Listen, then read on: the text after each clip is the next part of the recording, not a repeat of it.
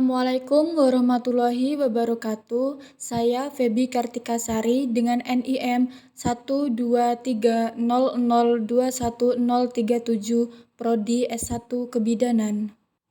Di sini saya akan menjelaskan tentang sistem integumen. Sistem integumen adalah satu sistem organ yang membedakan, memisahkan, dan menginformasikan kita dari lingkungan sekitar. 2. Sistem ini seringkali merupakan bagian dari sistem organ terbesar yang mencakup kulit, rambut, kuku, kelenjar keringat, kelenjar minyak, dan kelenjar susu. 3. Mampu memperbaiki dirinya sendiri apabila terjadi kerusakan yang tidak terlalu parah atau cell repairing. 4. Mekanisme pertahanan tubuh pertama atau pembatas antara lingkungan luar tubuh dengan dalam tubuh. Sistem integumen terdiri dari kulit, rambut, kuku, kelenjar minyak, dan keringat, reseptor sensorik. Berikut adalah gambar dari sistem integumen. Epidermis terdiri atas beberapa lapisan sel-sel gepeng yang mati, tidak berhenti, dan protoplasmanya yang telah berubah menjadi keratin atau zat tanduk atau eladin yang tidak berwarna atau jernih. Banyak mengandung glikogen. Lapisan tersebut tampak lebih jelas di telapak tangan dan kaki. Terdiri 2 atau 3 lapis sel-sel gepeng dengan sitoplasma berbutir kasar dan terdapat inti di antaranya. Butir-butir kasar ini terdiri atas keratohyalin. Lapisan epidermis terdiri dari 1. Stratum basal, 2. Stratum spinosum, 3. Stratum granulosum, 4. Stratum lucidum, 5. Stratum corneum. Stratum basal yakni 1. Epidermis paling dalam berkontak dengan dermis. 2. Berbentuk kubus atau silindris. 3. Pembentuk melanin yang mengandung pigmen. 4. Sel-sel mengadakan mitosis dan berfungsi reproduktif. Stratum spinosum yakni 1. Sel berbentuk poligonal dan berinti lonjong. 2. Sitoplasmanya kebiruan. 3. Dinding sel berbatasan dengan sel di sebelahnya. 4. Taju-taju yang melekatkan satu sel dengan lainnya terletak di desmosom. Berikut adalah gambar dari stratum spinosum.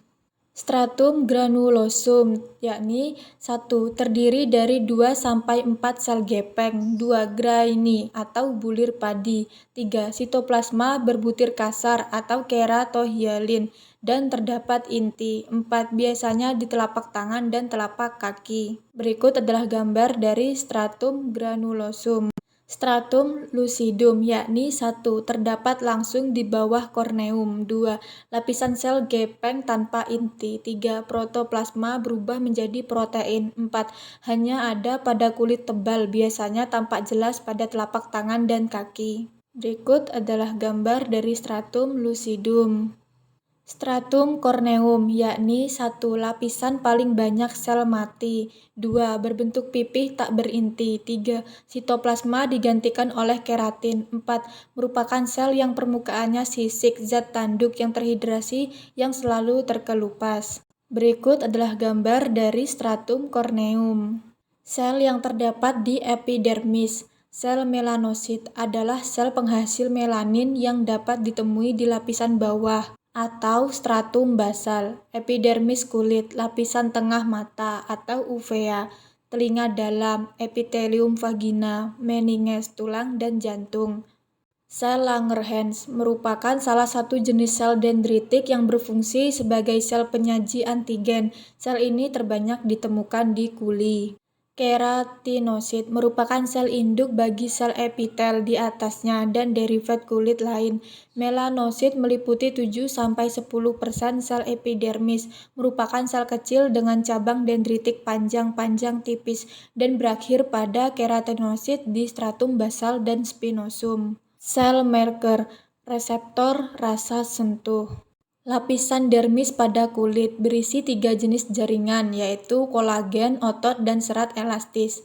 Mendapat suplai darah ke saraf. Lapisan yang tebal terdiri dari 2 bagian, yaitu stratum papilla, bagian menonjol berisi ujung serabut saraf dan pembuluh darah. Stratum retikuler mengandung jaringan ikat, folikel rambut, pembuluh darah, saraf, kolagen.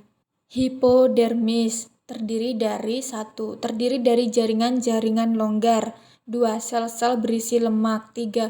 Jumlah lemak tergantung jenis kelamin dan keadaan gizinya. 4. Lapisan lemak banyak ditemukan di bagian paha, bokong, dan abdomen. 5. Lapisan lemak tersebut disebut panniculus adiposus. Rambut terdiri dari 2 bagian, yaitu folikel rambut dan batang rambut. Terdiri dari 3 lapis konsentrik, yaitu medula, korteks, dan kutikula. Terdiri dari 3 tipe, yaitu lanugo, velius, dan terminal. Berikut adalah gambar dari susunan rambut. Bagian rambut. Folikel rambut terdapat 3 lapisan sel. 1. Lapis Henle, lapis sel gepeng yang melekat erat pada sel-sel paling dalam dari sarung akar rambut luar.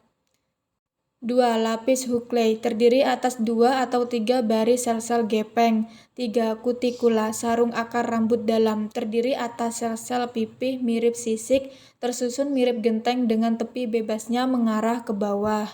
Medula rambut. 1. Berada di lapisan tengah. 2. Biasanya lapisan lebih terang daripada bagian lain. 3. Sel-selnya berbentuk poliglobal, tersusun jarang satu sama lain. 4. Sitoplasmanya dapat terlihat sedikit pigmen melanin. 5. Tidak semua rambut terdapat medula. Korteks rambut. 1. Merupakan bagian terbesar rambut. 2. Mengandung beberapa lapisan konsentris yang terdiri atas sel panjang terkeratinasi. 3. Melanin biasanya terjepit di antara dan di dalam sel-sel ini sehingga mewarnai rambut. Siklus pertumbuhan rambut. 1. Fase anagen atau pertumbuhan, yakni 2-6 tahun dengan pertumbuhan 0,35 mm per hari. 2. Fase telogen atau istirahat beberapa bulan. 3. Fase katogen atau fase di antara 2 fase tersebut. 4. Diduga kebotakan diakibatkan oleh adanya testosteron atau hormon kelamin laki-laki.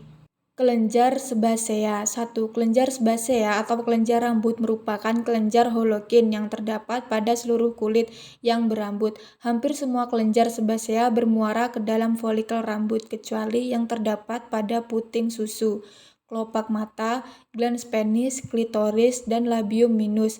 Kelenjar sebasea yang berhubungan dengan folikel rambut biasanya terdapat pada sisi yang sama dengan otot penegak rambut. Berikut adalah gambar dari kelenjar minyak. Kelenjar keringat. 1. Kelenjar merokrin bergetah encer atau banyak mengandung air. Terdapat di seluruh permukaan tubuh kecuali daerah yang berkuku. Fungsinya menggetahkan keringat yang berguna untuk ikut mengatur suhu tubuh. 2. Kelenjar apokrin hanya terdapat pada kulit daerah tertentu, misalnya areola mama, ketiak, sekitar dubur, kelopak mata, dan labium maius. Kelenjar ini bergetah kental dan berfungsi setelah pubertas. Susunan kuku. Berikut adalah struktur dari susunan kuku. Akar kuku adalah bagian terbenam di kulit jari. Badan kuku adalah bagian di atas jaringan lunak, tumbuh 1 mm per minggu. Fungsi: mengangkat objek kecil dan menggaruk dan melindungi jari tangan. Fungsi kuku adalah pelindung, peraba, dan perasa. Terima kasih.